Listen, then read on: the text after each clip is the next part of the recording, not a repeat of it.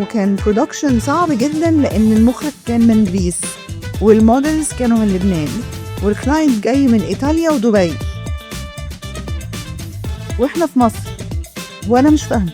اول مره يبقى معانا حد هو بقى في التيم او في السيستم بتاع كان لاينز. كل بقى ما ستيفن سبيلبرج يطلع مثلا ياخد جايزه ولا يعمل حاجه ابص لبابايا اقول له كان زمانه مدير. بس انا وانت بتحكي لي القصه ولو حاولت حكيت لها للاودينس هيشوفوا ان انت كنت رايحه بريبيرد، انت ما كنتيش رايحه كده صدفه. ما هو you go prepared and you work hard ولما تيجي الفرصه نختلمها. يعني انا بحب قوي الكوت اللي بتقول luck serves best prepared. الشريك قبل الطريق.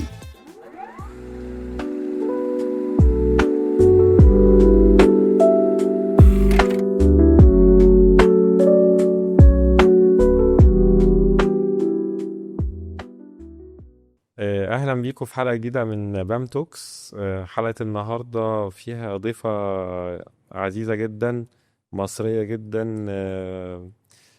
حد تحب تقابله في عيشتك، كاركتر ممكن تتعلم منها ازاي تبقى ناجح، ازاي تبقى عندك صبر، عندك باشن. مش باشن بس كلمة، لا باشن على مدار كارير ناجح. معانا النهاردة مي سلامة، هي الفاوندنج بارتنر لكرييتيف اندستري سامت، وهي او المكتب بتاعها هي الايجيبشن ريبريزنتيف لكان لاينز. احنا اتكلمنا في كذا حلقة قبل كده على ناس جس كان عندنا اخدوا كان لاينز، فالنهاردة اول مرة يبقى معانا حد هو بقى في التيم او في السيستم بتاع كان لاينز. دي حاجة كمصريين نفتخر بيها، و سكسس ستوري بقى من اول الجامعة وقبل الجامعة كمان كانت بتشتغل. فالنهاردة هتبقى حلقة جميلة متقسمة كذا بارت. مينلي هنشوف ازاي حد يبقى عنده باشن وياخد الباشن ده مش بس ان هو يعمل بيزنس، لا ان هو يعمل بيزنس ويعمل سمت. بس النهارده معانا مي. هاي يا مي. مساء الفل. وسام. صبر دي كلمه حلوه. طبعا. بس انت يعني واحنا بنحضر للحلقه يعني كل مره بكتشف حاجات حلوه في الكاركتر بتاعتك. الله يخليك. يعني اي حد يبقى لك ان هو يتعامل معاكي ويكتشف ده حاجات. كلام كبير قوي. ثانك يو. لا خالص والله. بس فتحبي تبتدي من اول المدرسه ولا تبتدي من اول الجامعه ولا من اول فين الكارير؟ ان انت بحس الكارير بتاعك يعني بادي مش من نقطه محدده. لا هو فيها فشل وفيها نجاح وفيها حاجات كتير، بس يعني انت قلت التعليم، بس بصراحة لو هنتكلم على التعليم انا كنت فاشلة جدا في التعليم. اوكي. ديسكليمر بس جانا من الاول. ديسكليمر فعلا. ديسكليمر. بجد بجد فاشلة يعني، لان بعرفش احفظ. اوكي، المهم ان احنا بنكون بنفهم. بس احنا هو ده بيخلي التعليم بالنسبة لي كان يعني انا مشكلتي ان ما حدش كان بيشرح، كان لازم نصم، فما كنتش بعرف. وبدون بقى الدخول في تفاصيل يعني كنت متدلعة شوية زيادة. اوكي. ما نجحتش في التعليم. بس انا هقول لك حاجة، I always knew ان انا عايزة اشتغل. طب سؤال مهم بقى عشان الحلقة الاودينس يبقوا فاهمين ازاي حد مبقاش ناجح في التعليم او ان هو مش لاقي نفسه في التعليم ويبقى انسان ناجح بعد كده، لان دي اكيد حاجة بتفضل كل شوية انا مش شايفة النورث ستار بتاعك. انا مش شايفة انه ان هي لازم تبقى شاطر في التعليم عشان تبقى شاطر في الشغل، او انك تبقى فاشل في التعليم عشان تبقى شاطر في الشغل برضو. يعني انا شايفة انه whether انت A student ولا D student، شخصيتك هي اللي هتخليك. صح. وشخصيتك، ميولك، انت عايز تعمل ايه في حياتك، ده اللي هيخليك تنجح او ما تنجحش في الشغل. honestly يعني انا ليا اصحاب كتير جدا كانوا A students وشطار جدا في الشغل، فهي ما فيهاش رول. صح. هي ليها دعوة بانت عايز تعمل ايه. بس في فورمولا للنجاح، يعني خلينا نقول يعني زي ما تعب انا بقى.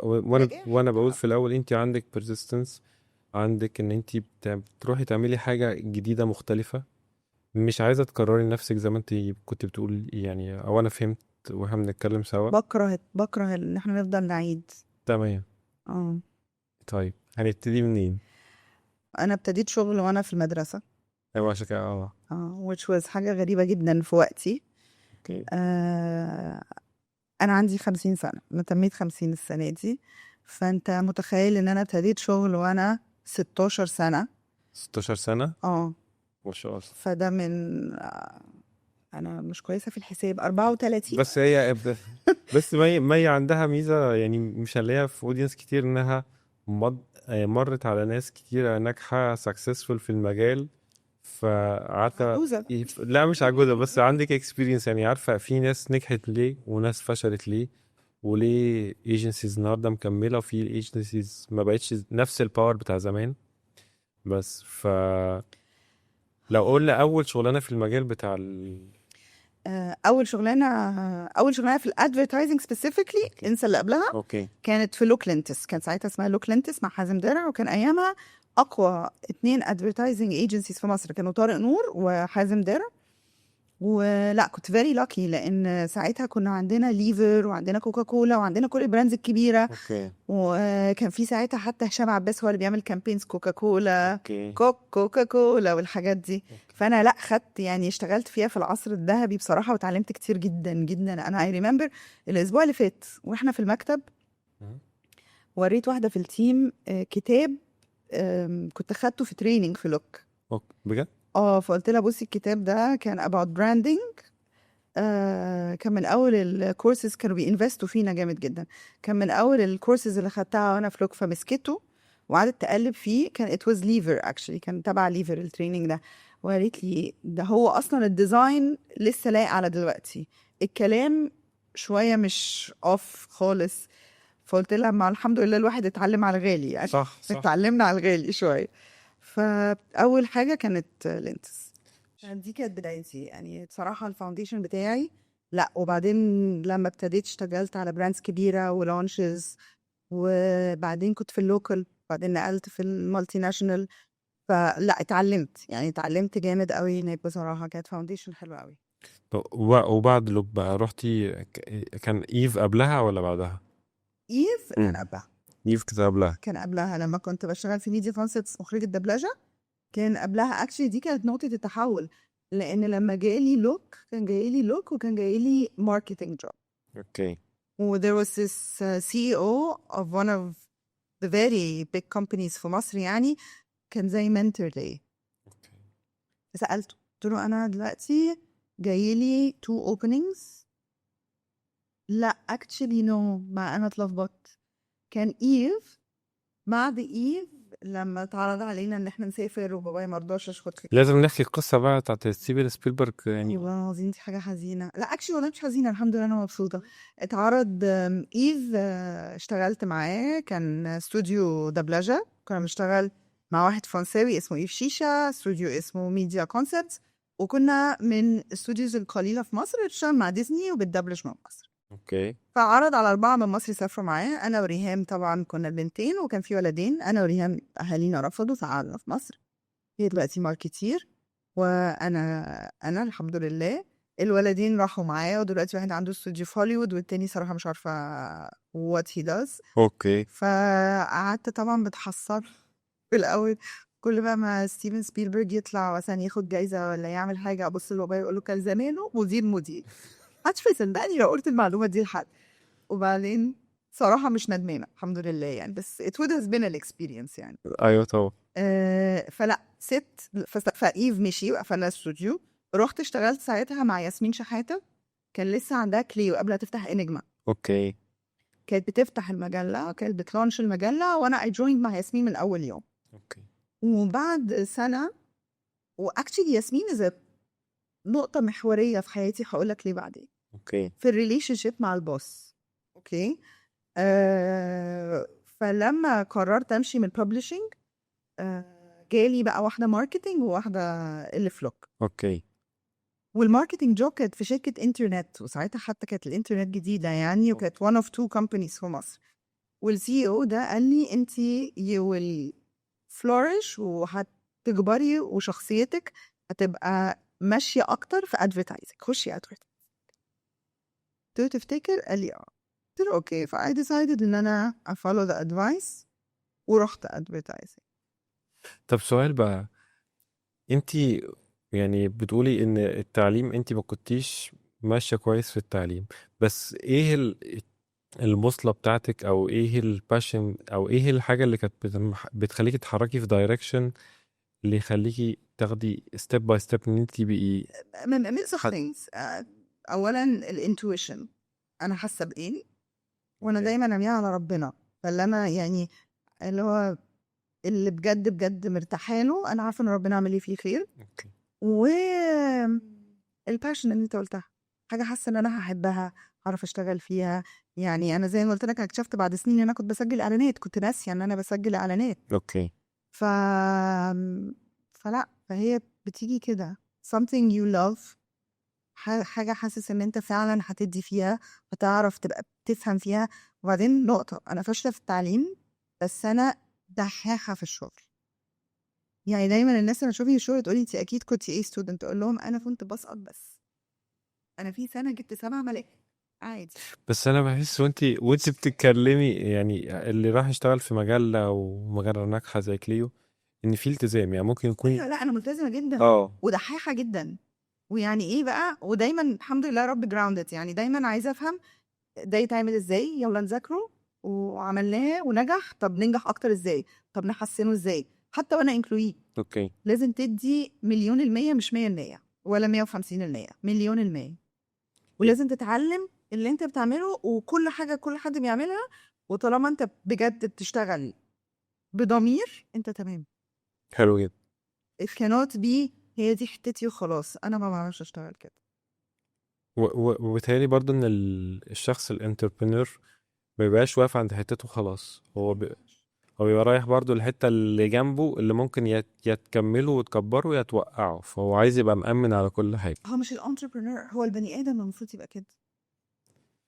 يعني انا كان اسمي مي سلامة سينرجي، يعني مش عشان انا بشتغل في سينرجي، عشان انا بتعامل ان الشركه دي بتاعتي. اوكي فهو I think a big part of ان اي حد يبان ولا ينجح ولا يكبر، انه يشتغل بجد بكل ما هو قادر يشتغل بيه، مش بس بقلب، بكل حاجه، بضمير، بقلب، بتركيز، بكل حاجه. اللي بعدها جت ازاي؟ بفطر ايام في المكتب لوحدي في رمضان على كوبايه شاي ولبن، عشان محتاجه اقعد اخلص.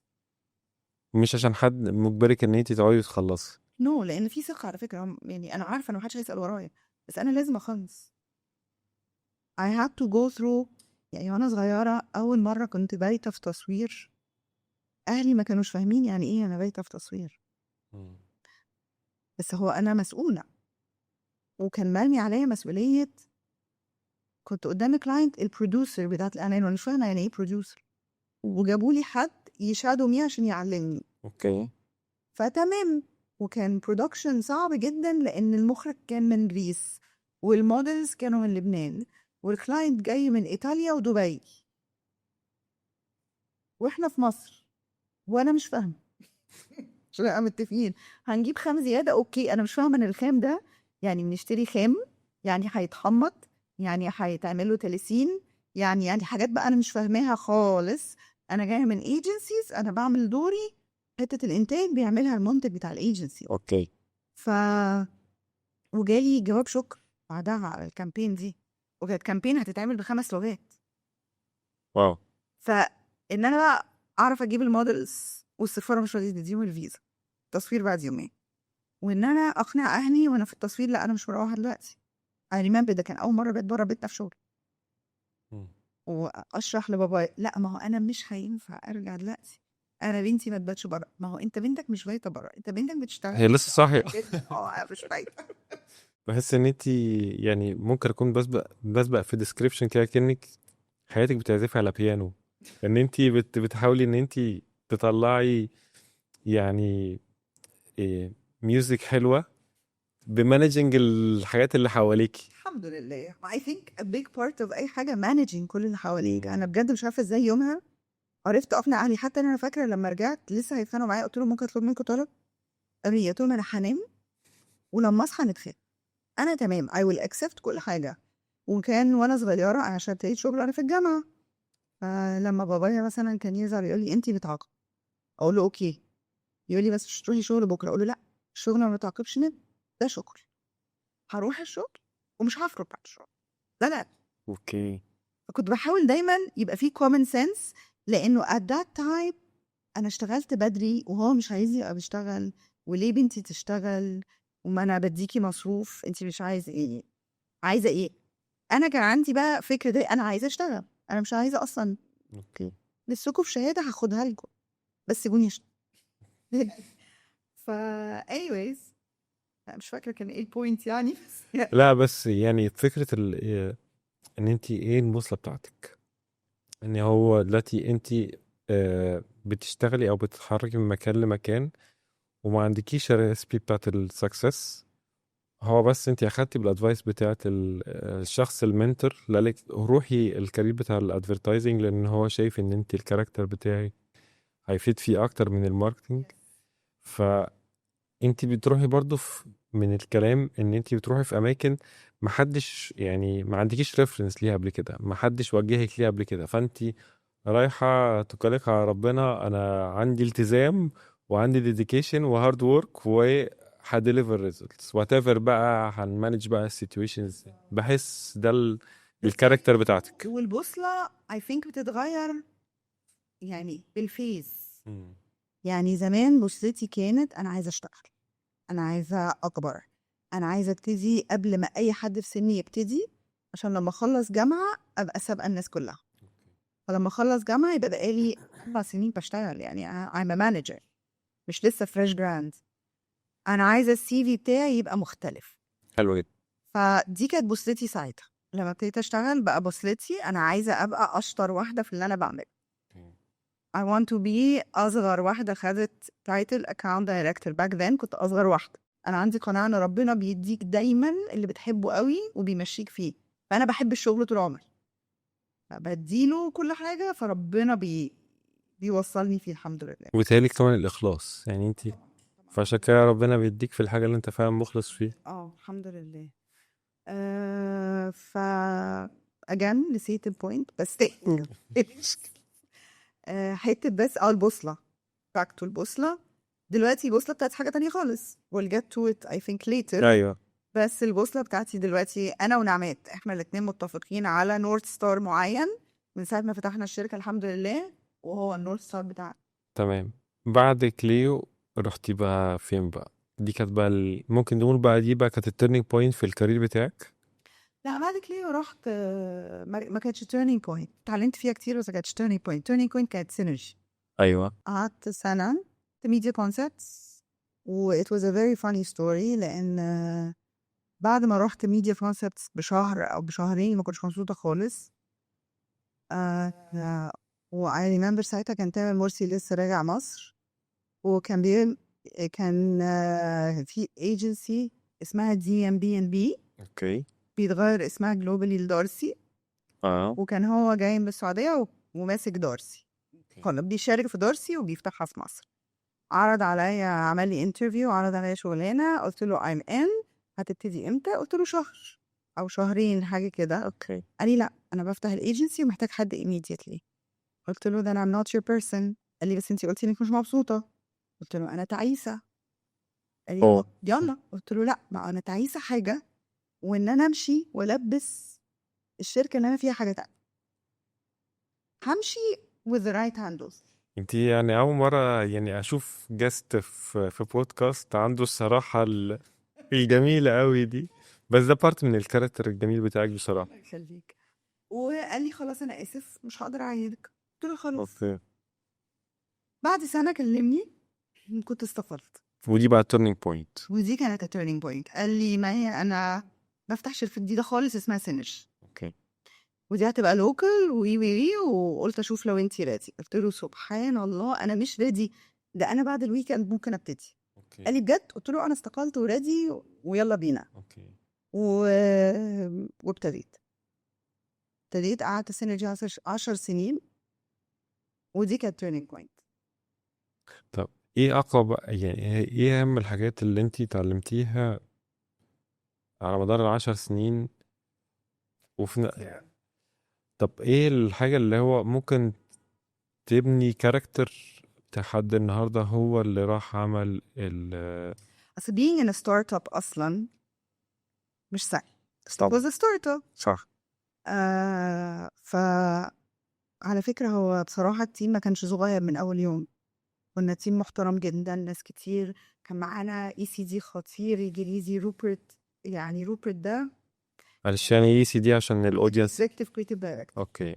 الراجل ده كان award winning globally، وكان بيشتغل في السعودية وتامر جابه معاه. اوكي. روبرت ده كان يعني روبرت ده لوحده انا اتعلمت منه جامد جدا. اوكي. وكان معانا creative team مصري خطير. كان معانا the entire team، الاكاونت team، الكرييتيف team، الديزاين team، كل الناس، الميديا team. كانت شركة مبتدئية كبيرة، بس بالنسبة للوكالز هي نيو، فصغيرة ستارت اب. فاتعلمت من اول، ورحت على فكرة على كام كلاينت اوريدي موجودين، بس من اول ازاي نجيب كلاينتس، ازاي نكبر الشركة.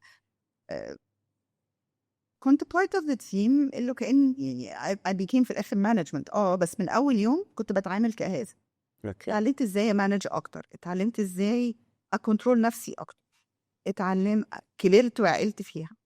اتعلمت ازاي اعرف اكسب الناس، اتعلمت endurance fighting for getting something. أم، ازاي نقدم على جوائز، ازاي نخلي كلاينت يكمل معانا، كل حاجة، كل حاجة بجد اتعلمت كل حاجة. يعني كنت رايحة متعلمة حاجات، اوكي. بس اتعلمت اكتر بكتير. وعملتي براكتسنج لكل؟ مفيش حاجة يعني أنا اشتغلت على أكاونتس كتير جدا قبلها، جلوبال ولوكال، واتعلمت زي ما بقول لك أنا بص كده وأنا خارجة أنا خدت إيه من الشركة دي. بحس انت على طول ماشيه بمبدأ بتبصي على نص الكوبايه المليان. I love it. هو لازم نبص على النص المليان وإلا هنموت نفسنا، لأن الدنيا صعبة، فلازم نشوف الحلو. فدايما أشوف أنا كسبت إيه. ميديا سوري، بيتس اكويتي، وكانت ساعتها جراي وقلبت اكويتي، يعني سوري كانت اكويتي جراي، بيتس جراي، وات ايفر. يعني الشركه دي انا اتعلمت فيها حته ان انا ابقى بروديوسر. ما اشتغلتش الشغلانه دي تاني، بس بقيت فاهماها. لوك لا، انا خدت فاونديشن كويس جدا. سينرجي لا، يعني كل حاجه، كل حاجه على الشغل، من اول hiring ل putting strategy الشركه، ل managing teams، knowing how to handle the different teams، ل managing الشركه نفسها، to winning accounts to growing accounts. طب كنت بتعملي ده ازاي؟ يعني حد بيجي يعني بيديكي دايركشن، ولا انت من نفسك بتحطي في سيتويشن؟ كده وكده. كان في اوكي. ساعات تامر، اوكي. كان في روبرت اتعلمت منه كتير. ماي تيم ميتس هشام وطلال دول يعني هشام ابو لبن وطلال السواحلي كانوا ماي بارتنرز ان كرايم. يعني كنا بنقعد مع بعض نعيط من كتر الشغل. اوكي. أم، فكان في ساعات تامر نتعلم منه، ساعات احنا بنقعد نفكر مع بعض، ساعات انا on the job، كل حاجة. ومن اول بقى لما كنا نروح نطبع كالندرز السنة الجديدة ونراجع يوم يوم عشان لو النتيجة اتطبعت بيوم غلط، اوكي. لإعلان صغير جدا اللي جبنا. يعني فاهم قصدي، يعني من كامبين بتنزل على CNN لأوراسكون واو. ل طب ايه اكتر إعلان جبنة. طب ايه يعني قصدي سيتويشن او كامبين او يعني ظروف معينة كانت بالنسبة لك كانت challenging جدا، وتقدري ان انت تقولي منها ادفايس لحد في كارير اصلا هو مبني على السيتويشنز؟ يعني انت مثلا بتهندل سيتويشن مع كلاينت، او بتهندل مثلا كامبين معينة، او بتهندل مثلا كلاينت مش مبسوط او عنده expectations I عالية. think two things. أولا نشيل الإيجو من الموضوع خالص. دي صعبة أوي في المجال بتاع الادفرتايزنج ده، بتلاقي الناس كلها الموضوع خالص. او ناس كتيرة عشان ما حدش يزعل. أنت جزء من، هي مش منظومة، جزء من فريق عمل كبير اوكي. يشتغل عشان يطلع منتج معين للسوق. فأنت لو بتجادج مش المفروض تجادج بيزد على عاجبك ولا مش عاجبك، المفروض تحط نفسك مكان المتلقي، هيمشي معاه ولا لا. لو بتبريف برضو انت مش بتكتب البريف بتاع رأيك، تكتب البريف بتاع ايه اللي مطلوب. لو الكلاينت صعب، هو مش صعب عشان انتوا ما بيحبكش، انتوا مش صحاب. هو يمكن صعب عشان مش واثق فيك، صعب عشان ما يعرفكش، صعب عشان عايز يشتغل مع حد تاني. it could be a million and one reason. ممكن تبقى دي شخصيته، فاعرف ازاي تكسبه وتخليه يثق فيك. فلو شلت الايجو ولو دايما فكرت انه ده علشان البرودكت او المنتج او الشركه او وات ايفر انت شغال عليه البروجكت، هتتعامل بطريقه مختلفه شويه اوكي. يعني. بس لا يعني بحس الادفايس بتاعتك كلها سهل ممتنع اللي هو لا، ساعات شتين مره في موقف آه لو ينفع تشير يعني اتعصبت على كلاينت. على كلاينت تعصبش لدرجة وارد فين؟ سينرجي، انا مش فاكره قد ايه، بس هي كان عندها ايجو قوي وانا كان عندي ايجو قوي، اوكي. ومسكنا في بعض. مسكنا في بعض and it wasn't one of my finest moments. ما قلناش ادبنا على بعض، بس شد يعني ما كناش لذاذ مع بعض. اوكي. هي قررت ان هي هتشتكيني وهتميك شور الاكونت يمشي من الشركه، وكان اكونت كبير جدا جدا وكان معانا بقاله سنين. انا بقيت هموت، ومش هموت عشان نفسي، عارفه اني مش همشي من الشركه، هموت عشان ما ينفعش انا اللي خسر الشركه الكلاينت ده. هموت يعني. بص بقى، بقيت بتشال واتحط، كانش مع حد. قعدت مع نفسي كتير افكر و I made it through واتكلمت معاها، وعايزه اقول لك دلوقتي حبايب حبايب يعني. عملتي ايه؟ اتكلمت معاها وشرحت لها ان انا كنت في حته وحشه وانا بتكلم معاها و it got the better of me وان انا كنت غلطانه وما كانش ينفع let my ego get in the way. I apologized وكل حاجه، وهي احترمت قوي even though انا مش فاكره مين فينا اللي كان غلطان. هي احترمت ان انا اعتذرت، الله اعلم فعلا كنت غلطانه ولا لا، بس what needed to be done is ان انت تهدى وتهدي اللي قدامك. احترمت جدا ان انا عملت كده، و actually انا بنشتغل مع بعض كويس جدا وبتسمعي. انا بقول لها لا تمام يعني، لما كنا بنشتغل مع بعض كانت بتسمع لي، وبعدين بقينا اصحاب، ودلوقتي هي في حتتها وانا في حتتي ولسه اصحاب. طيب نيجي نقطة تانية بتكمل لو قلنا ان الشغل كده في الايجنسي زي المرجحة كده، زي السوينج، بارت بتمانج الكلاينت وبارت تاني بتمانج لا هو مش سوينج، هو حشو سندوتش انت مزنوق في النص، او كاميليان بتغير لونك يعني. لا بس مش قصدي كده، انا قصدي ان يعني انت بارت بتمانجي فيه الكلاينت وبارت تاني بتمانجي فيه الاونر او الشركه. الشركة. يس. how you are managing this. بحس ان دلوقتي في الاندستري shortage او lack of experience ان انت how you are managing المانجر او how you are managing. it depends. لازم يبقى في تراست. لو مديرك واثق فيك انت تمام، لو الكلاينت واثق فيك انت تمام. وتراست is not something مش حق مكتسب، صح. هي حاجة بتتعب فيها. انا honestly حتى دايما كنت بقولها في الانترفيوز لما كنت بعمل انترفيو لحد، اول حاجة remove ego، تاني حاجة think beyond you، think الحاجة دي لمين، تالت حاجة اثبت نفسك للي بتشتغل معاه عشان يسمع لك. هيسمع لك ليه؟ يعني هيسمع لك ليه لو مش واثق فيك؟ فلازم تثبت انك اهل الثقة في الشغلانة، فاهم؟ بتقول رأي سبب معين، مش بتقول رأي شخصي، ساعتها هيتكلم معاك. اوكي. عايز مصلحته، كرييتيف او كلاينت او ده عايز مصلحته، فالكرييتيف لازم يصدق ان انت ده لمصلحته لمصلحة الفكرة. الكلاينت لازم يبقى فاهم ان ده هيفيد البراند. فهي دايما هي معادلة صعبة جدا. اول حاجة فيها تشتغل على نفسك. تشتغل على نفسك. لازم يعني I think الشغلانة دي جزء كبير منها ان انت تبقى people's person صح. وتبقى honest. لو بحس بقى ان في ناس بتخلط بقى ما بين بقى الكلمة اللي لسه بتقوليها اللي هي ان انت كاميليان وان انت اونست. كمان مش معناها ان انا منافقة صح. خالص. انت عارف تأدابت. زي دكتور نفساني يعني، كاميليان معناها بني ادم، حتى مش دكتور نفساني، بني ادم بيعرف يتعامل مع كل الناس. هو الكاميليان بيغير لونه عشان يتهيأ في المكان اللي هو فيه. حلو كلمة يتهيأ دي. صح ولا لا؟ صح صح صح جدا. يعني في الانفايرمنت تتهيأ بالانفايرمنت. فانا قاعده مع كريتيف ما ينفعش اكلمه بمخ عقلاني، لا، بس انا ممكن اكلمه بالطريقه اللي هو هيقدرنا وهتوصلنا لنفس الاوبجكتيف. الكلاينت مش هكلمه في احلام، هكلمه في نمبرز، هكلمه في objectives، وفي نفس الوقت هوصل له الفكرة من الناحية دي. كأنك بتلبس كذا هات على حسب السيتويشن انت فيه. طب وبعد كده ايه اللي خلاكي بقى يعني بعد 10 سنين بالاكسبيرينس دي تتحركي بقى من سينرجي دي؟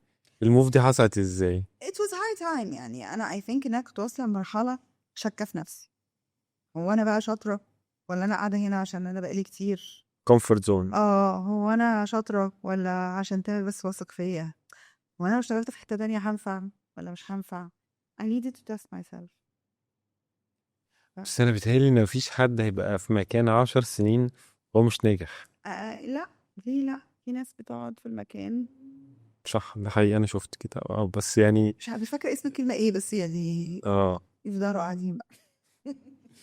طب وبعد كده اتحركتي ازاي؟ عملتي ايه يعني؟ في ايه ناس بتفضل في المكان وهم شاطرين، يعني في ده وفي ده، بس انا من الناس اللي بتبقى على طول عايزة تحس ان في تشالنج، بس ما بحبش الستاتس كو. لا ما فكرة اصلا ان انت تبقى انت اللي بتول ان انت تغير المكان حتى لو بعد 10 سنين. انا في اعتقادي الشخص ان ده اصلا شخص ناجح، ان هو شخص مش خايف من الامكانيات بتاعته ومش خايف ان هو ياخد تشالنج احنا جديد. دلوقتي والله to be honest انا بنصح ناس كتير ما يسيبوش شغلهم.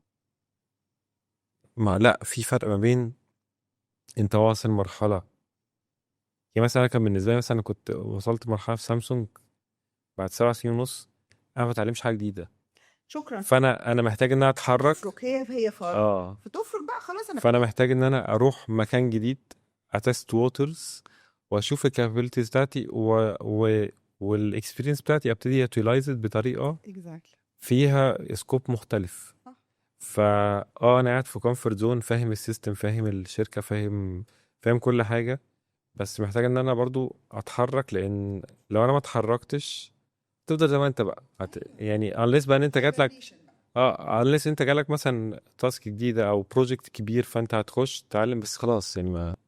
ما هي بص، هي حلاوة الكريتيف اندستريز ان دايما حتى لو نفس الشغلانة دايما في تشالنج جديد، بس فكرة انه خلاص ما I'm running the company، انا زي ما انا في مكاني what's next. مم. كنت محتاجة اعرف انه هو انا هنا عشان انا شاطرة ولا انا هنا عشان العشرة صح ولا صح يعني. صح. فلا، ومشياني من سينرجي كان صعب. يعني I remember أنا سافرت دبي أول ما استقلت، تاني يوم طلعت دبي قاعدة بعيط في الطيارة زي ما كنت متطلقة. يعني والله ما اتجوزتش ومش عارفة إحساس المطلقة، بس كنت عارفة إن أنا مطلقة يعني. بس يعني كنت حاسة إنه يعني I think إن أنا بتكلم عن النقطة دي عشان بس حتة قد إيه كانت صعبة يا اتعملتها. هو اكيد حد قاعد في مكان 10 سنين هو في ايموشن وبوندنج مع ناس. هو بالنسبه له مع حد زي ما انت بتحكي كده اللي هو بيسهر في الشغل، بيتاخر بيجي على نفسه في الشغل. فهو مش بيعمل كل ده بس عشان فلوس، بس هو بيحب الشغلانه وبيحب المكان وبيحب الناس اللي هو معاها. فلا يعني المكان ده بصراحة جزء كبير من حياتي، يعني it's very dear to my heart. actually في app اسمها get contact. اوكي، لا لما مش عارف. تبص كده عليها زي ترو كولر بس اوكي بتطلع لك الناس عامله لك سيف بايه. اوكي فانا من التاجز بتاعتي في كذا واحده فيها سينرجي لغايه النهارده. اوكي. طب انتي اتحركتي بعد كده من سينرجي، رحتي بعد كده، جت منين القصة بتاعت كان لاينز جت؟ رحت انيميشن، اوكي. اشتغلت مع ساعتي سنه، و it was a very different experience بصراحه. بالنسبه لي بقى سعدي كان awakening بجد ما شاء الله عليه، معرفش بيجيب الوقت منين. very dedicated. كان في الأول مكتبي كان جنب مكتبه، فكان في الأول مبسوط قوي إن مكتبي جنب مكتبك. بعدين من كتر الزنة يعني أنا هنقل مكتبك من جنب مكتبي، أنا تقلت اوكي لك. لا عشان أنا زنانة في الشغل. اوكي. بس لا يعني سعدي كنت بحس إنه بجد الوحيد اللي عنده بركة ربنا يحفظه يعني في وقته. هو when it comes to creative thinking هو ما بيبطلش. قايم واكل نايم شارب، dedicated man جدا. it was very refreshing بصراحة. قعدت سنة وبعدين عملت ايه بقى؟ وبعدين رحت اشتغلت. I managed 2 companies in a group. اوكي. ودي كانت a bit of a مرحلة كده في حياتي خلتني reconsider حاجات كتير جدا، لأن ساعتها حصلت الثورة. فبعد ما we were doing very well ابتدينا بقى طب ده اللي ماشي ولا مش ده اللي ماشي. تفهم كل الناس كان عندها لقاء نقص الثورة. ففي اللحظة دي أنا ابتديت أفكر هو أنا لسه بحب اللي أنا بعمله ولا لأ. وابتديت تاني بقى لا، تالت ولا رابع؟ كنت شاكة أنا شاطرة ولا لأ. اه هناك ابتديت أشك أنا بحب اللي بعمله ولا بطلت أحبه. بطل. اوكي. وابتديت انهار لان انا بحب الكوميونيكيشن جدا، فلو انا بطلت احبها انا هعمل ايه بقى؟ انا كده لبست. صح. وبعدين حصل موقف اكتشفت فيه ان انا no I still love what I do, I just need a change. فرحت قلت لمديري انه look انا بقالي حبه.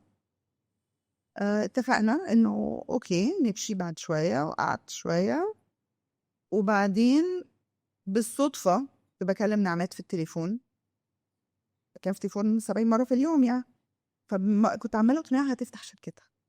انت اللي بتقنعيها؟ اه اوكي. عماله اتحايل عليها تفتح شركه لان هي خطيره في اللي بتعمله، وهي مش راضيه مش راضيه مش راضيه مش راضيه، وعماله تقولي انا مش شاطره في البيزنس، مع ان مايجو هي اللي ماسكه البيزنس دلوقتي شاطره جدا يعني.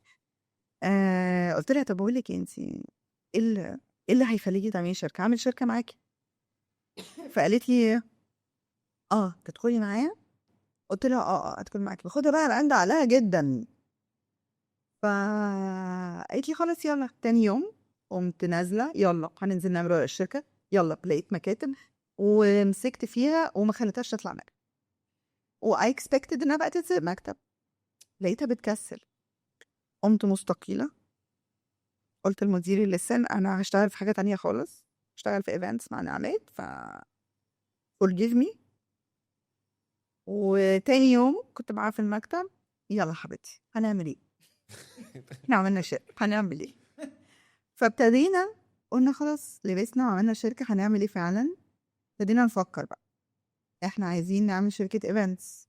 طيب عايزين نعمل ايفنتس مختلفه. اوكي احنا هنعمل ايفنتس مختلفه ازاي؟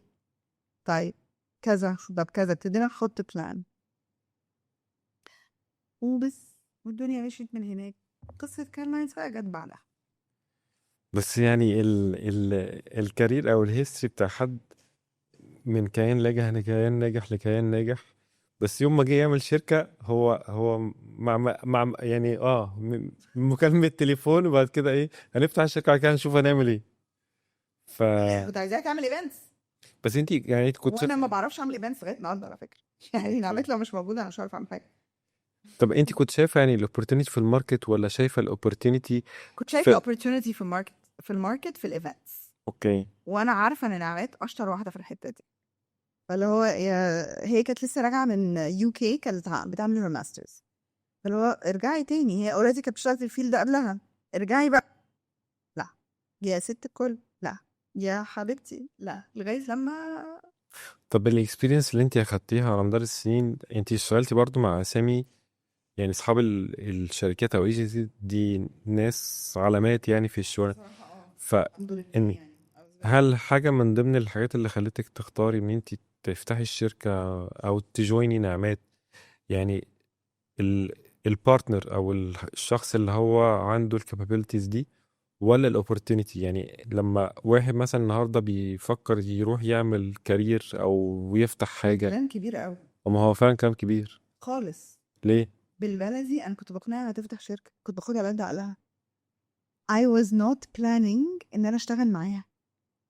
انا كنت فاكره ان انا هكمل employee for the rest of my life. اوكي.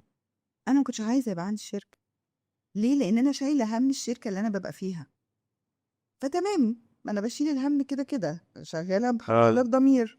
فعايزه بقى اشيل هم اكبر. اوكي. ليه تبقى بتاعتي؟ انا ما كنتش عايزه. انا كنت بضحك عليها. بس دلوقتي انا وهي بنقعد نضحك لانه احنا الاتنين ضحكنا على بعض. اوكي. هي تريكت مي ان انا ابتدي معاها، وانا اي تريكتر انها تفتح شركه. واحنا الاتنين الحمد لله الحمد لله الحمد لله لبسنا بعض. اوكي. لابسه حلوه يعني. ايوه طبعا. واحنا يعني الكوميونتي المصري في الادفرتايزنج او في الكريتيف عامه هو اللي استفاد في اللفسه دي. بس يعني لما جيتوا قلتوا بقى يلا خلاص هنبتدي، يعني لو تدي ادفايس لحد يبتدي ازاي، يعني اللي هو حط كالندر، شاف الاوبورتونيتي، شاف البوتنشال في الكلاينتس، لازم شاف. لازم دايما نشوف نيش مش موجود ويحبذ يبقى نيش مش موجود ده انت شاطر فيه او تعرف تبقى شاطر فيه. ولو هتعمل حاجة موجودة اعملها differently.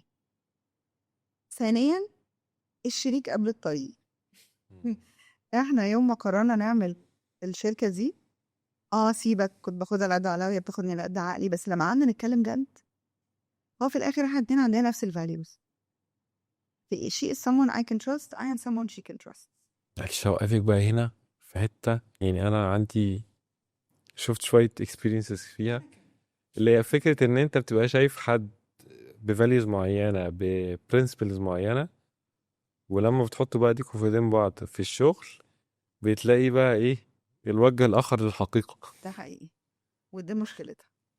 لازم لو هشارك حد هنقول الفاليوز واحدة. اه ثانيا عشان لو الوجه الحقيقي لسه ما ظهرش بنتفق على الوحش قبل الحلو. يوم ما نقرر نقف، يوم ما يحصل مشكلة any kind of اتفقتوا على الحاجات دي. طبعا. وكان أهم حاجة بالنسبة لي أنا وهي we come first. so لو الشغل ده هيبوظ علاقتنا هنقفل الشركة وتاني يوم هنكمل قرايب وصحاب. وده كان دايما أهم حاجة. اوكي.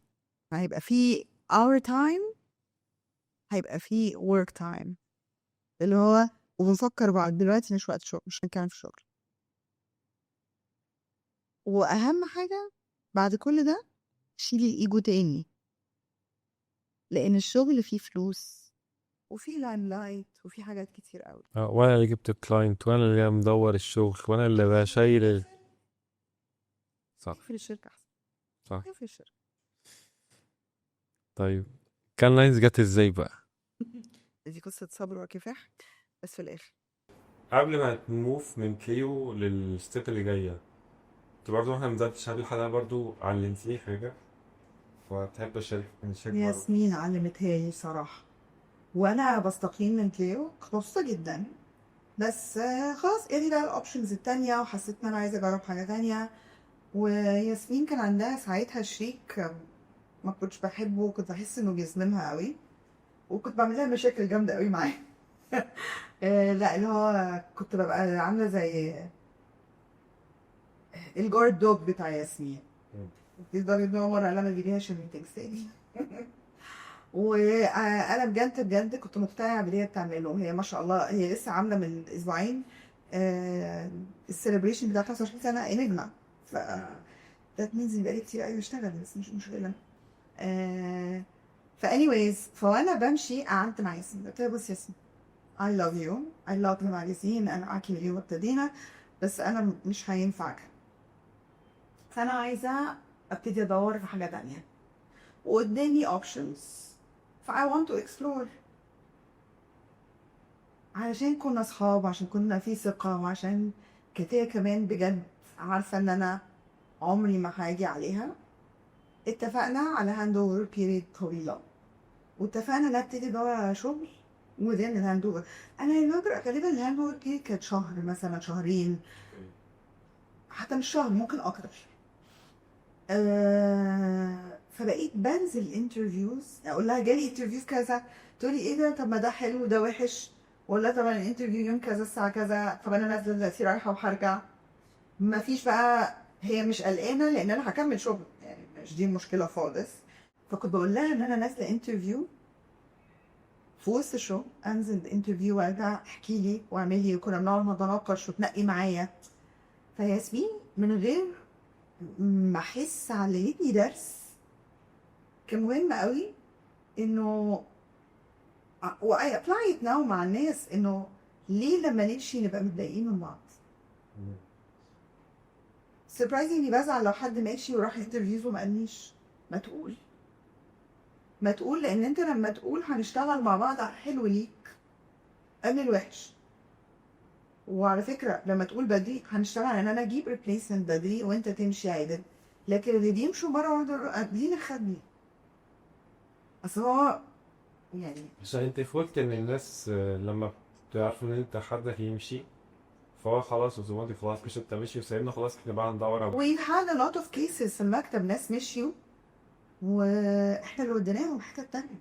فالناس عارفه ده، احنا معروفين بده. يعني انا في واحده حبيبه دي كنا بنموت فيها كلنا في المكتب يعني، اوكي، ومن اشطر الناس بجد، حبوبه خطيره. لما قررت انها عايزه تمشي كلمت معانا، حسب بالظبط زي ياسين. سربرايزنجلي بقى مشيت ازاي؟ قالت لي في اوبننج في جوهانا وعايزه اقدم. لا قدم، جالها انترفيو، انا ما تدخلتش، جالها انترفيو، انا رايحه الانترفيو، يلا رجعت ادوها اساينمنت كانت المفروض تسلمه بعد كرييتيف، بعد الفestival ب3 ايام. كان نو واي انها تخلصه لان هي بتتفحش في الفestival. فكلمت ساعتها الماركتنج دايركتور، قلت له بقول لك يا عمر، انتوا عملتوا انترفيو بقى، ودي انتوا لما هتاخدوها هتبقى هديه، وانا لو عليا ما تمشيش، بس هي عايز تيجي عنده. انتوا مدينا اساينمنت بعد الفestival ب3 ايام، مش هتعرف تعملها، واللي هيخسر انتوا مش هي. فيعني جدعانه زقوا الاساينمنت شويه، ادوها اسبوع، لان انتوا الخسرانين، انا تمام هتفضل معايا. قال لي دن، اجروا الاساينمنت، وعملت الاساينمنت وروح، ودلوقتي هي ما شاء الله بتترقى وبتكبر هناك. كلمني بعد كام شهر وقال لي شكرا على الهديه، ولسه حبايب. فهي ده هو بوينت، هي لايف جوز اون. احنا نفسنا لو مش موجودين بكره الشركه هتكمل، هي بتكمل، هي عجله ماشيه هتكمل باللي بيديرها، وقادر بقى هتكبر ولا تصغر دي على اللي بيديرها، بس هي بتكمل. فهو انا ياسمين ساعتها علمتني درس، اتس اوكي، واتعلمته يعني، استوعبته بعدها بكتير. كنت صغيره وفاكره انه عشان احنا صحاب، بس استوعبته بعدها بكتير. بس يعني خليني تاني كام نقطة كده برضه من اللي أنا شفته في الشغل، إن إحنا بنقابل الكالتشرز، إحنا بنتعلم منهم حاجات، وهم كرامه.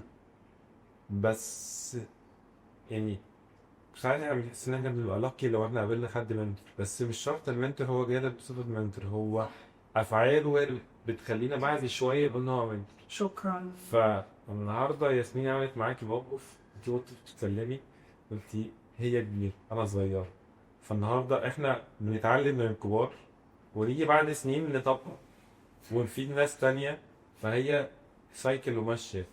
فهي النهارده يعني الكارير بتاعك ممكن تحكي شوية حاجات كده اللي هو آه، فكرة إن أنت قابلتي ناس، كانت ناس دي كانت كويسة، فلقيت الكويس ده ليكي، فأنت حسيت إن هو واي نوت إن أنا أطبقه يعني اكزاكتلي. ما هو ماشي معايا هو يعني. على فكره بشوف في ناس وحشه، بس ما اه خدش الوحش منهم. بالظبط، بالظبط، خد الكويس وتخش الوحش. بالظبط، ممكن نتكلم على قصص كتير وحشه، بس ليه؟ ما تعالوا ندور على الكويس. صح. يعني بص الكوباية المليون نص كوبايه مليان. اللي هو يعني don't bury your bridges، لأن أنت النهارده don't bury your bridges. واصلا يا جماعه هي بجد ليه يبقى عندي اعداء؟ وليه تبقى سمعتي ان انا بتاع مشاكل؟ وليه؟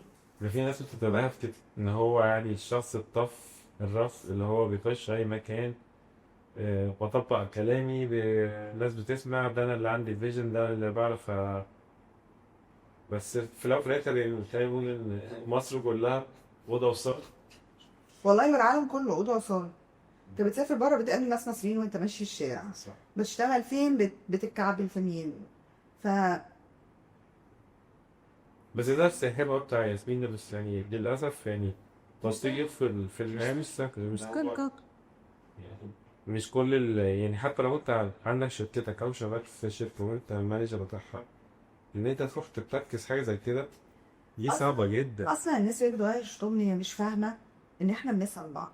يعني انا لما بيجي لي حد من الشركه انا بكلمه وبساله، وبسال الناس اللي انا عارفه انها بترد على الامان، فتلاقي حد بيقول لي listen they're great، او طب بصي ده مشكلته كذا لو قررتي تتعاملي معاها خديه اوكي. ده. فلو بنخسر بعض ليه؟ انا السمعه سابقاني. القصة دي تاتشني وبس. انا بصراحه ياسمين عملت معايا حاجات، في حاجات بفكرها بيها كل شويه تقول لي انا مش فاكره، اقول لها انت you taught me a lot يعني. مي وانت بتحكي لي قصة كان لاينز قبل التصوير، انت بتقولي ان انت ما كنتيش بريبيرد وانا بقول لك ان انت كنت بريبيرد، فخلينا نخلي الاودينس يقول انت بريبيرد ولا مش بريبيرد. ماشي، هو انا كنت prepared ومش prepared لحاجه وما كنتش prepared للي جاي. تعالوا نحطها كده، ماشي حلو، عشان حد بقى انا دحيحه في الشغل. اه. كنت رايحه دوالينز علشان احضر واشوف اللي بيتقال واشوف مصر اخبارنا ايه فيه، اشوف سيكرز كويسين نجيبهم والكلام ده كله. واحنا تجيبيهم في في كريتيف، بس احنا برضو تنكين قوي، فلازم يبقى حد بقى ايه خطير يعني، مش احنا بس ككريتيف، احنا كمصريين تنكين، فلازم يبقى حد فعلا يشد انتباهنا. فاللي كان شادد انتباهي كان السي او بتاع كان لاينز. فقعدت وذاكرت وحضرت وات وي دو وكل الديكس والانتروز وكل الانفورميشن علينا، وما حضرتش حاجه تانية. اوكي مينينج بصيت على بقيه السبيكرز بس ما لاحظتش ان في حد تاني بيشتغل في كان لايتس موجود هناك. اوكي. فقبل ما يطلع هوزي على المسرح، الام سي كان اسمه مارك، لقيته بيقول welcome to the stage Jose Papa CEO Can Lions, not because he's my boss. أنا سمعت not because he's a great man but not because he's my boss. أنا سمعت not because he's my boss، قلت إيه ده مديره وبيشتغل معاهم إيه ده. فقدموا، فأول ما هوزي طلع قمت سايبة المسرح ورايحة له على جنب، قلت له هاي مارك. قال لي هاي، قلت له شايف يا نايس؟ قال لي قلت له then we need to be best friends. فالراجل بص قال لي ايه؟ قلت له هنبقى انتيم بقى. قال لي انتيم ليه؟ قلت له عشان انا عايزاكوا. قال لي عايزانا في ايه؟ قلت له عايز اجيب هوزي يتكلم عندنا وبنعمل 1 2 3، وقعدت اوريه. قال لي خلاص الاحسن وقت تلاقيه وقت كذا، هتلاقيه قاعد في حته كذا، روح اتكلمي. تمام. رحت في الوقت ده لقيته قاعد كده على كنبه والستين بيتكلم معايا. قلت له هاي هوزي انا ماي كذا كذا وعايز اتكلم معاك. قال لي اوكي شور، استنيني دي فضلت واقفه له. فالراجل حس اللي هو ايه الجلسه دي ما بتمشيش، فاستأذنهم وقعد معايا. ابتديت احكي له احنا بنعمل ايه وبتاع. قال لي ايه ده انترستنج، تيل مي مور، وريني. فضل يبص في كل الورق وفي كل كنت حاطط كل حاجه على التليفون، ابتدى يقلب ويبص قال لي طب سيبني البور. قلت له اوكي. تاني يوم قعد معايا قال لي احنا عملنا عليكم ريسيرش، ذاكرناكم كويس قوي، اند احنا عايزين نقصي انتوا تبقوا الاوفيس بتاعنا في مصر. احنا عمرنا ما كان عندنا اوفيس في مصر. هو لا عمر ما كان عندنا اوفيس في مصر. و we'd like to offer you that لانه we think you can do a good job معايا، وانه ان احنا يعني لاقيين عليهم قوي. اوكي. فانا مش فاهمه اللي هو بيقول ده معناه ايه، وما بحبش اخد قرار ولا انا بحب تاخد قرار من غيري، بس دي اللحظه اللي هو ما ينفعش هقول له افكر. قلت له اوكي. صح. قلت له we're on. قال لي on. قلت له on. what does it entail؟ let's talk بتاع. طيب حاضر، ايميلي اهو ابعتولي. انتوا جايين فرنسا في جون عشان كان لاينز؟ قلت له طبعا جايين. ايه ده مين قالك؟ احنا جايين طبعا. بعدين رجعت قمت من عنده كلمت نعمات، ابتدينا احنا كمان نذاكر. لا اكتشفنا ان دي حاجه you don't apply for you don't ask for، دي حاجه هما اللي بيختاروك. فاتخضينا، بعتنا له ايميل يومها بالليل، بعتنا له كل الماتيريال، تك تك تك تك، خلاص نتقابل في كان لاينز. قلنا له لا احنا بنعمل كريتيف سامت وما بنبقاش شايفين قبليه، لا احنا نتقابل قبليه بشويه. اوكي. فروحنا فعلا رتبنا معاهم ميتنجز، رحنا لهم قبلها، قعدنا اتكلمنا، دخلنا ready with everything، قعدنا اتكلمنا تمام روقوا الحاجة.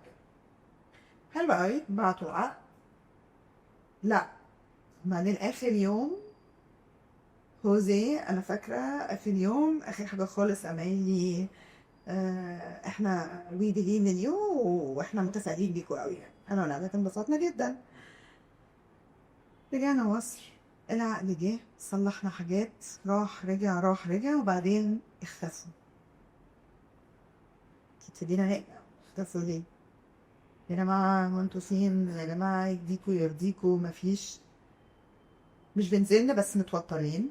طب دخلت في يوم المكتب الصبح، بفتح الايميل اد اتش الميدالية، بفتحها لقيت الكفر بيج هوزي بابا فايرد. هوزي بابا فايرد شعبي الله. اللي متفائلين ده الحمد لله على كل شيء خالص. خلاص انا بجد بجد تراجعت، فندهت على نعمات تجيلي مكتبي. نعمات تعالي بليز، انا بس في حاجه شايفاها مش فاهماها. قالت لي حاجه كده، يمكن انا الانجليزي بتاعي خني، يمكن انا ما بتكلمش انجليزي كده، ممكن تيجي ثانيه. فجأة قلت لها ايه اللي دي كده؟ قالت لي جوزي بابا فايرد. قلت لها فايرد صح؟ انا ايه صح فايرد؟ قالت لي، قلت لها ركت. قلت لها اوكي شكرا. قالت لي طب ايه؟ قلت لها لا بصي انا انا ماشيه. قالت لي ايه ده؟ انا مروحه، انا رايحه السينما. قالت لي ايه ده؟ انا رايحه السينما، انا مش هشتغل. قمت قافله الكمبيوتر ونازله رايحه السينما.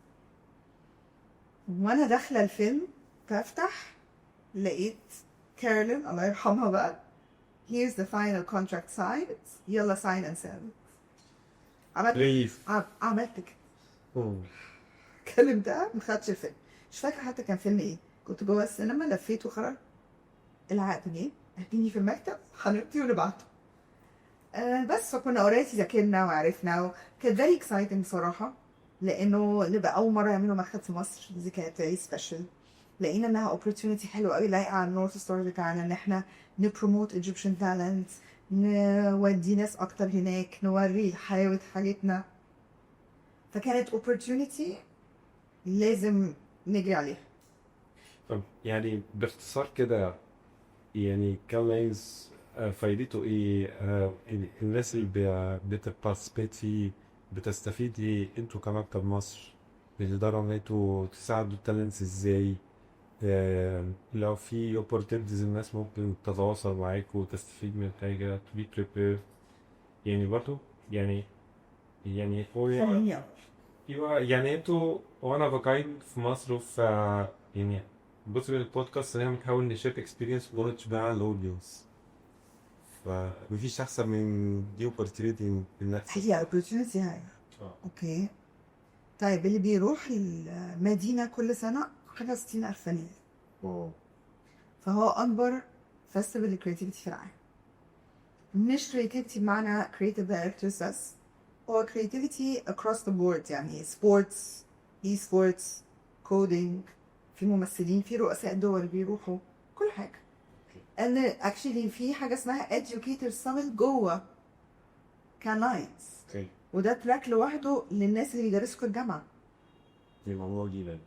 بياخدوا دكاترة الجامعة بيعملوا لهم their own track، حاجات معينة يحضروها، بيختاروا لهم حاجات اللي هتفيدهم في ال future of the education، فبيشوفوا الترندز والحاجات دي. وساعات في الeducator summit لو جامعة عايزة بتبعت 20-30 student وبيتعمل لهم برضو تراك خاص. فهو ال opportunities are immense. احنا بنحاول نعمل ايه؟ في حاجة اسمها RHSA أو Roger Hatcher Student Academy، دي funded by Cannes Lions لأن هو فestival بالي مش رخيص.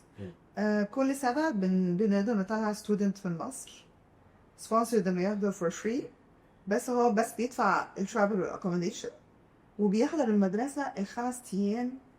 هو I think السنة دي هما 30 ستودنت، فبيبقى 1 من مصر، 30 دولة basically.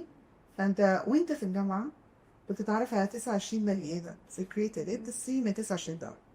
انت عملت ناس بالبلوفر من قبل ما تبتدي وتقول بسم الله الرحمن الرحيم. صح. بتتعلم من اجمد ناس في العالم. اول ايام مارك ريتشارد السي ام او بتاع PNG، مش عارفه مين، يو نيم ات، يو نيم ات. اي حد جامد بيبقى موجود في الفestival لازم يعدي على المدرسه ويتكلم مع وين ستودنتس. واو اكشلي كلهم جامدين، فيعني يبقى صعب التانية.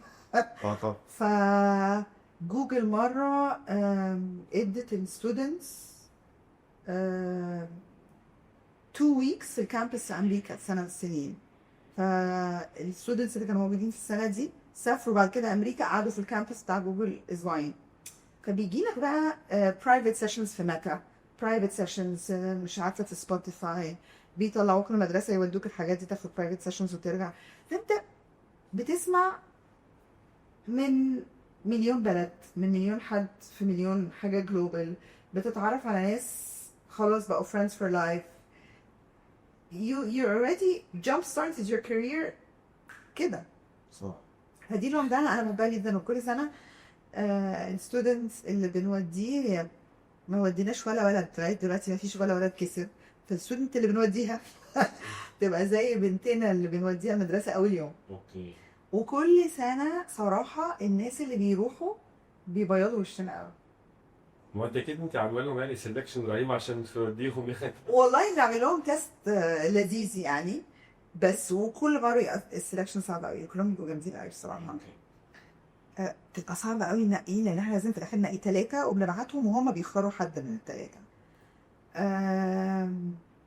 وكل مره ستيف اللي هو head of learning في كارلاينز يجي يقول لي our Egyptian student is a superstar. انا بقى ببقى اسعد واحده في الدنيا دي. مره مثلا زينه لقيتها بتقول لي تعالي احضري graduation، حاضر. فرحت انا ونعمات وعمر نحضر graduation، لقينا زينه هي الام سي بتاعت الجراديويشن. قلت لها انت بتعملي ايه؟ اكيد انا رتبت كل حاجه. اولا ظبطت مع ستودنتس، جابوا هديه للدين، عملوا فيديو، هي اللي عملت له اديتنج، هي اللي صورته وعملت له اديتنج، وهي اللي ام سي الحفله، وهي اللي عملت المفاجاه، ودي سربرايز الدين. وستيف يقول لي سوبر ستار. زينه دي دلوقتي ماركتنج في نسل. اوكي. نالا طلعت معانا. نالا دلوقتي عندها شركه، نالا بتاعت نالا زاز. فلا، والشباب كلهم بصراحه كل اللي راحوا يشرحوا. اوكي. فملك حاتم طلعت من سنتين دلوقتي في طارق مول، لسه ابتدائي في طارق مول. honestly الشباب بتروح بترجع رافعه راسنا وبترجع متغيره.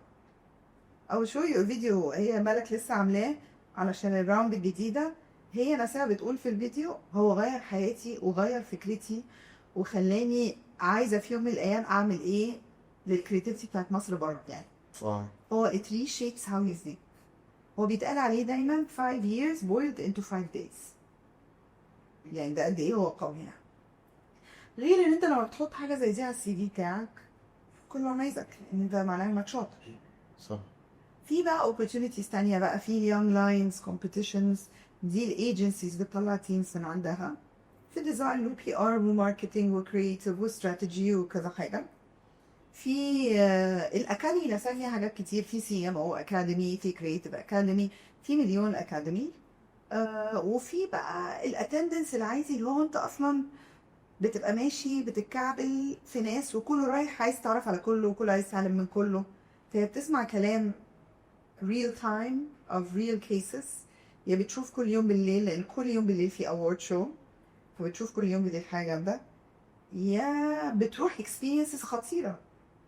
فهو بجد 5 ايام مهلكين من كتر ما هم دسمين بس حلوين. واحنا هنستأذنك نبقى ممكن نحط لينك في طبعا اللي هو زي ممكن الناس تقدم الكرايتيريا. بس احنا بنقفل يوم 4. 4. يا رب نلحق. اوكي. يا رب نلحق. احنا اوريدي كومبيتيشن، الناس تبعت بعد يوم 4 نبتدي نكلم الناس. لو لحقت يا ريت يا ريت. we want more people. يس ماشي. ومش لو والسنين الجايه كله طبعا. تمام. وبنطلع جوري جادجز، الله. بنومينيت سبيكرز، بنومينيت في السي بيت الويبن بروجرام، في كذا حاجه يعني we recommend contents.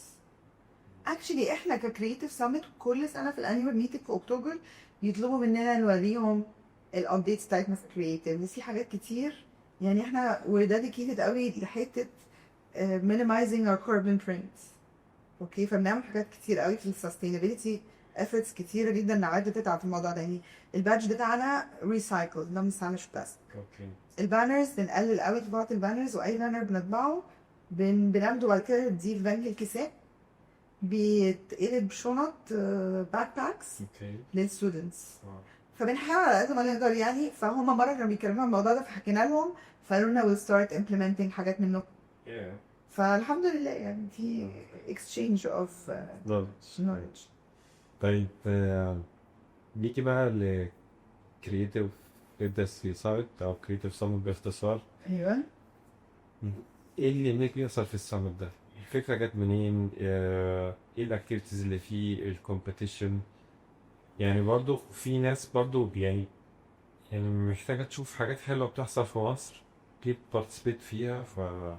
الفكرة جت من عمرو أشرف من 11 سنة. he was a student وكان عايز يعمل حاجة يشوف فيها experts. و I was invited to speak ونعمل saw the opportunity فقعدنا اتكلمنا معاه وشاركنا.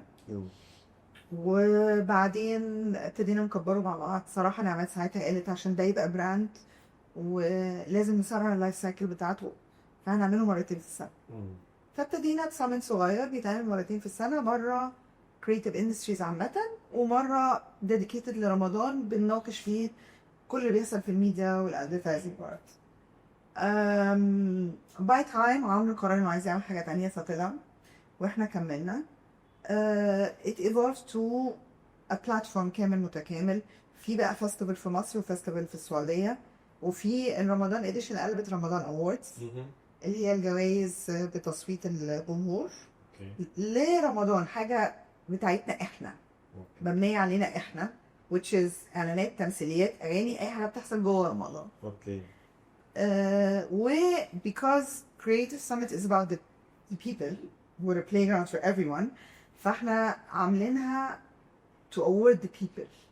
انت بتقعد كذا شهر قبل رمضان لا بتروح ولا بتنام ولا من اول الايجنسي للانتاج عامة. فبالتالي الناس اللي بتتعب دي محتاجة يتقال لها شكرا. ف accordingly we thank the people, we award the people.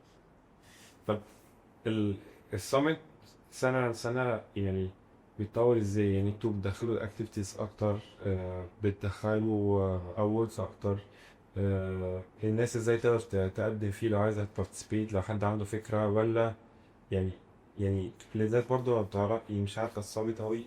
we listen a lot فكل سنة لازم يتطور. احنا نفسنا اصلا بنفرق ما بنحبش نبقى نفس الحاجة كل مرة. طبعا كل مرة بنقدم حاجة جديدة. بنسمع كتير، بناخد الكريتيسيزم قبل اي حاجة كويسة. بيحصل في كل حاجة، بيحصل في حتى التوكس السنة دي هنعملها بشكل مختلف خالص مغيرين شكلها. في من مسارح، في راوند تيبلز، في برايفت ديسكشنز، في كونكشنز بين الشركات، في ورك شوبس وتريننجز الصغيرين وماستر كلاسز للناس الاكبر شويه اللي عايز حاجه سبيسيفيك اكتر. في اكسبيرينسز كتيره جدا جدا جدا. مفيش حاجه اسمها عندنا بوث، في experiences and we work really well مع الناس اللي معانا عشان make sure انها تبقى different. في ناس كتير بتبقى معانا بتسجل بودكاست ولايف كونتنت. وبتعملوا دعاية لمصر، بتعملوا انفيتيشن لناس معروفين مشهورين شركة بيه. actually it's يعني it's very humbling صراحة لما بنسافر بره مصر وحد بيقول لنا انتوا creative summit. دي بصراحة بنحس ايه ده، الحمد لله الحمد لله الحمد لله. الحمد لله. بصراحة الابيسود معاكي هي ماشية زي المية كده، الفلو بتاعها كنت المفروض اعمل ستوبس معينة بس تقعد مع حد ناجح هو سيد تقع ربنا، بس هو في نفس الوقت هو very well prepared. يعني انا مع الناس حتى اللي بنشتغل معاهم بيقولوا لي اعمل الواجب بتاعي بغض النظر بقى اللي قدامي طلب الواجب ولا ما طلبوش، شكرا. بس انا جيت داخل ولاهس. ايوه من واحده كانت جايبه 7 ملاحق لواحده بتدحيحه في الشغل. يعني لازم تبقى مذاكر. شيء كاركتر. يعني واحد عايز ينجح فهو حتى لو هو يعني فكرة ان انا بعرف اقعد على كتاب واقرا او ما بعرفش، بس انا will find a way out ان انا هنجح في اي مكان انا حطيت فيه، بغض النظر برضو انا بشتغل لعميل. ربنا كرمني بقى، حد اداني معلومة اداني نصيحة، بس في الاول وفي الاخر انت بتابريشيتي الانفايرمنت والبيبل بتاعك، وتبص هتقول بص كوبايه مليان. ده اكيد. وبسمع صراحه بتهيألي انا عمال بنسمع. اه It's very important. يعني دايما نقول على الكالتشر بتاعتنا في الشركه why not culture. We listen, we try, we apply. وما عندناش الايجو، لو غلطنا بنقول غلطنا يلا نجرب حاجه تانية، علشان يوم ما يبقى عندك ايجو هتلبس.